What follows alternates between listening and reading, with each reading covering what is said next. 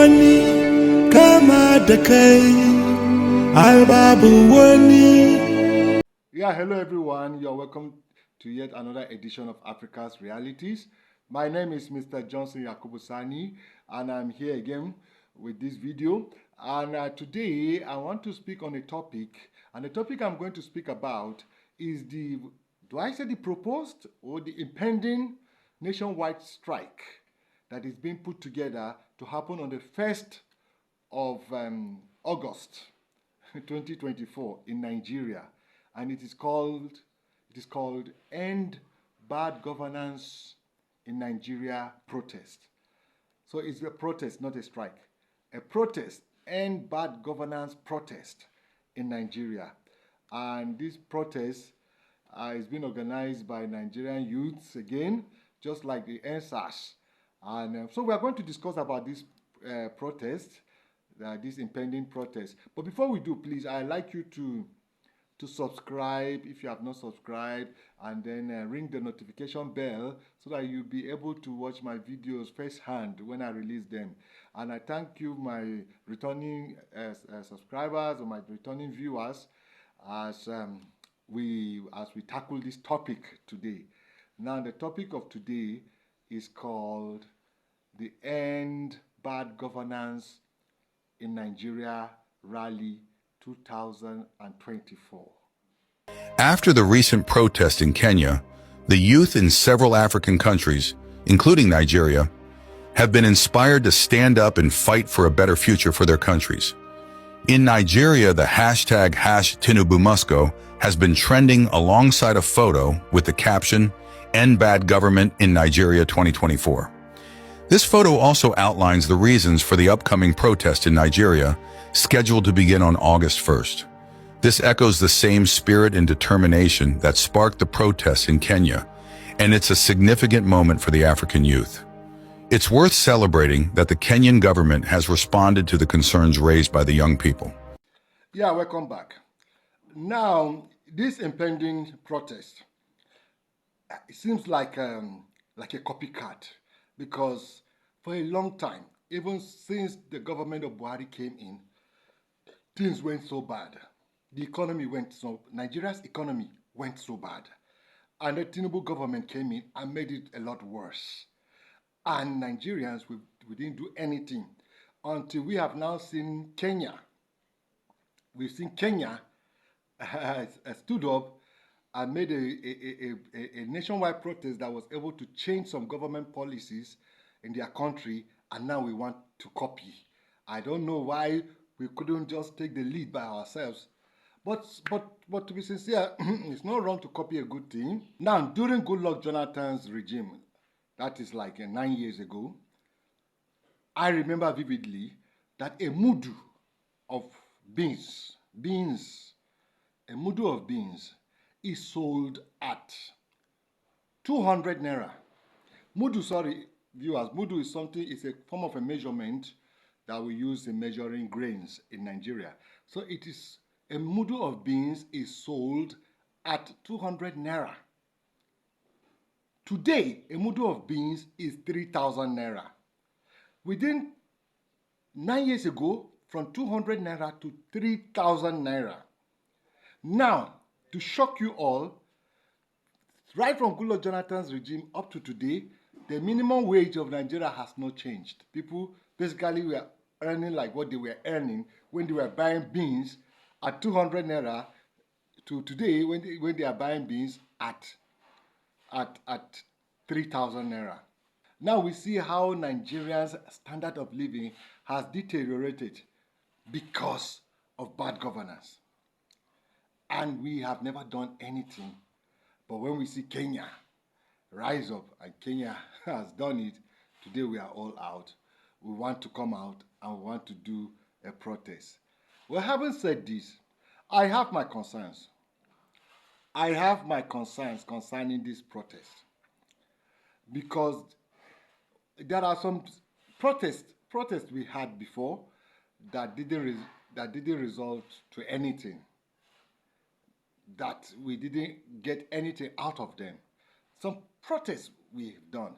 The most prominent one is the NSAS protest. I want to talk about the NSAS protest first.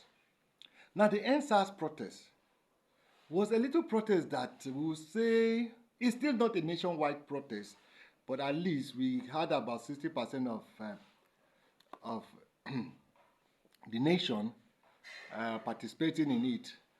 And what did we get out of the NSAS protest? The protest that got some people killed, what did we get out of it? First of all, we got nothing. So the only thing we got out of the NSAS protest is the abolition of the name SARS. Apart from that, there is nothing. The Nigerian police is still the same as it is. Today, you go to the Nigerian police station seeking judgment. They tell you that they don't have money to pursue judgment for you. You give them money for them to pursue judgment for you. If they need to go out with the car, you fuel the car. If they need to step out to go and make an arrest, you transport them. Not transport them, you give them money, you mobilize them. In fact, the truth, let's call it a spade, you bribe them before they can go out to do justice. Now, what did we gain out of NSAS? Basically nothing. But that is my fear. And this one is coming again. So if we are going to have a protest, a nationwide protest, we have to do something that will be resourceful, that will come out with results. We have to do something that at the end we will have results. Not that we will step out and some people will get killed and at the end nothing will work. Now the first thing that makes us to have an ineffective protest, a protest that will end up becoming ineffective, one of the first things is this, is that we are very divided as a people. Can you remember during the NSAS? NSAS, when it is very clear that it was a protest against police brutality, we still had people who refused to come out to participate in NSAS, especially our brothers in the north, especially our brothers in the Hausa north. They didn't really participate in the NSAS protest. In fact, the religious rulers of the north told them that there is nothing, this NSAS was just something to pull down the government of Buhari, that the northerners should not embrace it. They should not even venture to go out for protest. It is a ploy to bring down the government of Buhari. So the NSAS protest was mostly done in the southern part of Nigeria and the middle belt. But the north, it was just some skirmish here, but it was basically non-existent in the north because the north didn't take it. And not as if the north didn't believe that the police are very brutal, no. But just because of tribalism, not just because their person was in power, they refused to take hold of it. And if a protest is not done as a nationwide protest, but it's done as a regional protest, it always ends up as nothing. Because when you have the north or the south say we are protesting and the north say we are not protesting, at the end, we don't get any result. So this protest, if it's not going to be a nationwide protest, it's even better not done, because it will end up a lot of people will get killed and nothing will change. So we have to beware that we have a holistic protest that cut across tribes and religion and all the things that are dividing us and all the dividing lines we have in this country. If we don't have a protest that cut across all the dividing lines and we have regions, some regions protesting and some regions are not protesting, at the end we'll have people killed and nothing will come out of it. We already know now that the Southeast, that is my Igbo brothers, they say they are not even interested in any protest. So I don't know if the Southeast will take part in this protest. How do you see a protest that people are protesting in Lagos, people are protesting in Enugu, people are protesting in Port Harcourt, people are protesting in Kaduna, people are protesting in Kano, people are protesting in Jos, people are protesting all over the nation, in Ibadan, in Akure, in everywhere, Calabar, Akwa Ibom. Uyo, everywhere, everywhere is catching fire. The government will listen to such protests. But when a protest just becomes just a regional movement, the government will just quench it and squash it and nothing will come out of it. And at the end, some people will get killed. So I want to tell the organizers of this protest, they should do their best to make this protest a holistic protest. It has to be holistic, or else they shouldn't even carry out. We don't want people to die and nothing is changed, just like the NSAS. People died and nothing has been changed. Every protest in Nigeria will end up with bloodbath. Even the June 12th protest, a lot of people died. So we don't want a protest that people will end up dying and nothing gets changed. And let us also remember that when we go into protest, we should remember that we are putting hardship on us, because we should not shy away that the Nigerian population is a population of SMEs and freelance people. And these freelance people, they make daily pay. They go out to earn their living daily. So if we shut down Nigeria and we put a lot of people, a lot of households into lack and want and into hardship, we must make sure that it is a protest that will yield result. There is no need for us to go into shutting down this country, protesting everywhere. At the end, it will impoverish the people the more, and yet again, there won't be any tangible result that will come out of it. So that is why we have to do a protest that will make sense in Nigeria. You have to do a protest that will yield results, because protests always put people in hardship. Look at just the 2 days that the union, labor union, went on strike. Look at how a lot of people couldn't go out to fend for their families. So we have to watch out and see that this protest, if people are going to sacrifice, if people are going to be hungry, if people are going to subject their families into hunger, it has to be something that brings results. So this is my closing remark. I, as a person, I'm in support of us going out for a protest to see that we have good governance. To see that these people, the bourgeoisie or whatever they call it, these people that are just stealing the money of this country, to see that we draw their minds to say we are not stupid. We know they divided us. To be sincere, they divided us. That is why they are going, that is why they are succeeding in what they are doing. If not that we are divided as a people, if not that they divided us, they use religious rulers, they use tribal rulers, and they use all forms of institutions, traditional institutions, to divide us, to say, no, we are this kind of people, they are those kind of people, those people, they are not part of us, we are different. If they had not divided us, they wouldn't have been milking this country dry.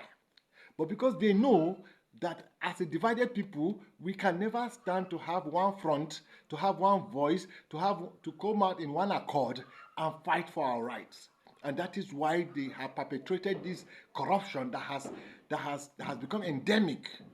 That no matter each year, each government, no matter what the government, every year, when indices of corruption is being taken, Nigeria is always ahead. And people are just milking and stealing. When you have less than 10% of the country stealing from this country and 90% are in abject poverty, then you know that people should have long time ago fought for their rights.